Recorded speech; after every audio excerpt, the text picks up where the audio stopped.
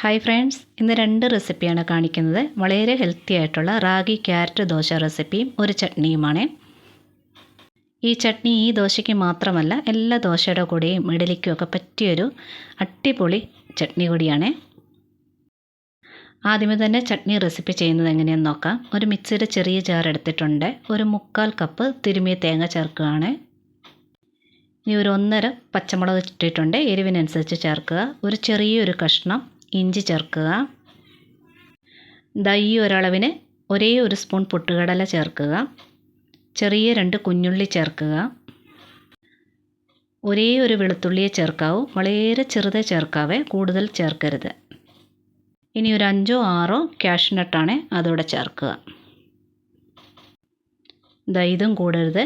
2 കറിവേപ്പിലയും ചേർക്കുക. ആവശ്യത്തിനുള്ള ഉപ്പൂടെ ചേർക്കുക. ഇത് ഞാൻ കുറച്ച് കട്ടിക്കാണ് അരയ്ക്കുന്നത്, അതുകൊണ്ട് വളരെ കുറച്ച് വെള്ളമേ ചേർത്തുള്ളൂ. നന്നായിട്ട് അരച്ചെടുക്കുക.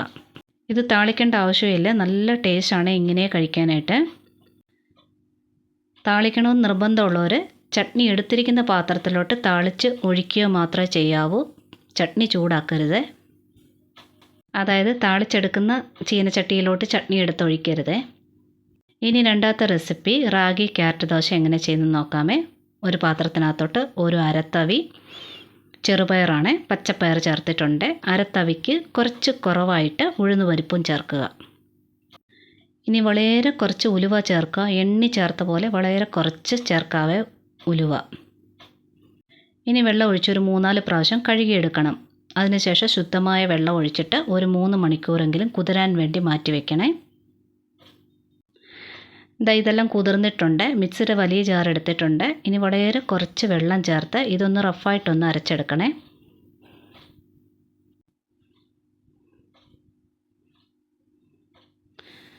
ഇത് ചെറുതായിട്ടൊന്ന് അരച്ചെടുത്തിട്ടുണ്ട്. ഇനി ഇതിലോട്ട് ഒരു 1/4 കപ്പ് ഗ്രേറ്റ് ചെയ്ത് വെച്ചിരിക്കുന്ന ക്യാരറ്റാണ് ചേർക്കുന്നത്. ഇപ്പോൾ ഗ്രേറ്റർ ഒന്നും ഇല്ലയെന്നുണ്ടെങ്കിൽ ചെറിയ കഷ്ണങ്ങളാക്കി പയറും ഉഴുന്നും അരച്ച കൂട്ടത്തിൽ അരച്ചാലും മതി ക്യാരറ്റ്. ഇനി ഒരു വറ്റൽമുളകും ഒരു ചെറിയൊരു കഷ്ണം ഇഞ്ചിയൂടെ ചേർത്തിട്ടുണ്ട്. ഇനി അരയാൻ ആവശ്യമുള്ള വെള്ളമൂടെ ചേർത്ത് നല്ല ഫൈനായിട്ട് അരച്ചെടുക്കണേ. ഇത് അരച്ചെടുത്തിട്ടുണ്ട്. ഇനി ഇതൊരു ബൗളിലോട്ട് മാറ്റുവാണേ.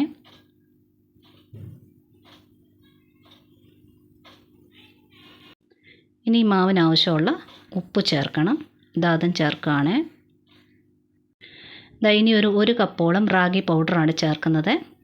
നല്ല ഫൈനായിട്ട് പൊടിച്ചതായത് കാരണമാണ് ഉഴുന്നും പയറും ഒക്കെ ചേർത്ത കൂട്ടത്തിൽ മിക്സിയിലിട്ട് അരയ്ക്കാതിരുന്നത്. നിങ്ങളുടെ കയ്യിൽ റാഗി പൗഡർ ഇല്ല എന്നുണ്ടെങ്കിൽ റാഗിയും പയറും ഉഴുന്നും എല്ലാം കൂടെ ചേർത്ത് കുതിരാൻ വേണ്ടി വെക്കുക. റാഗി ഒരു 1.5-1.25 തവി എടുത്താൽ മതിയേ. ആവശ്യമുണ്ടെങ്കിൽ കുറച്ച് വെള്ളം കൂടെ ചേർത്തുകൊണ്ട് ദോശമാവ് പരുവത്തിൽ മിക്സ് ചെയ്തെടുക്കണം.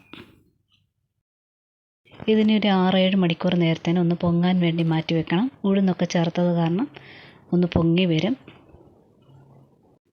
അതിനുശേഷം സാധാരണ ദോശ ചുടുന്ന പോലെ ചുട്ടെടുക്കുക.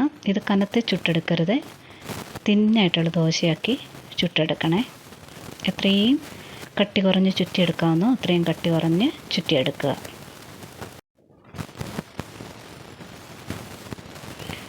ഇതിന് മുകൾ ഭാഗം ഒന്ന് വെന്ത് കഴിയുമ്പോഴത്തേനും നെയ്യോ എണ്ണയോ നിങ്ങൾക്ക് വേണമെന്നുണ്ടെങ്കിൽ സ്പ്രേ ചെയ്ത് മറിച്ചിടാവുന്നതാണ്. ഇതിപ്പോൾ സാധാ ദോശക്കല്ലാണ്, ഒട്ടും ഒട്ടിപ്പിടിക്കത്തില്ല. നല്ല പെർഫെക്റ്റായിട്ട് എടുക്കാനായിട്ട് പറ്റുന്നുണ്ട്. പിന്നെ റാഗി ദോശയാണ്, ഈ കളറിലൊക്കെ വരത്തുള്ളൂ. ഇത്രയും ഡാർക്ക് കളറിൽ നിന്ന് കുറച്ചൊന്ന് കുറയ്ക്കണമെന്നുണ്ടെങ്കിൽ പച്ചരി ചേർക്കാവുന്നതാണ്. പയറും ഉഴുന്നും ഒക്കെ കുതിരാൻ വെച്ച സമയത്ത് കുറച്ച് പച്ചരിയൂടെ ചേർക്കുക. അപ്പോൾ കുറച്ച് ഉഴുന്നൂടെ ഒന്ന് കൂടുതലായിട്ട് ഇട്ടാൽ മാത്രം മതി. അങ്ങനെയും ഈ ദോശ ചെയ്തെടുക്കാവുന്നതാണ്. ഇതിപ്പോൾ ഈ മാവ് ഒരു 4 മണിക്കൂർ മാത്രമേ ഞാൻ വെച്ചിട്ടുള്ളായിരുന്നു. ആ കുഴിയൊക്കെ വരുന്നത് കുറച്ച് കുറവാണ്. ഒരു 7 മണിക്കൂറൊക്കെ വെക്കാമെങ്കിൽ നല്ല ഒരുപാട് കുഴിയോടുകൂടി നല്ല സോഫ്റ്റ് ദോശ ചുട്ടെടുക്കാനായിട്ട് പറ്റും. നല്ല ഹെൽത്തി ആയിട്ടുള്ള ദോശയാണ്. അതുപോലെ തന്നെ ചട്നിയും അടിപൊളി ടേസ്റ്റാണ്. രണ്ടും ട്രൈ ചെയ്ത് നോക്കുക. ഇഷ്ടപ്പെട്ടിട്ടുണ്ടെങ്കിൽ കൂട്ടുകാർക്കൊക്കെ ഷെയർ ചെയ്ത് കൊടുക്കുക. ലൈക്കും കമൻറ്റും തന്ന് സപ്പോർട്ട് ചെയ്യാൻ വേണ്ടി മറക്കരുത്. ഒരുപാട് സ്നേഹത്തോടെ താങ്ക്സ് ഫോർ വാച്ചിങ്.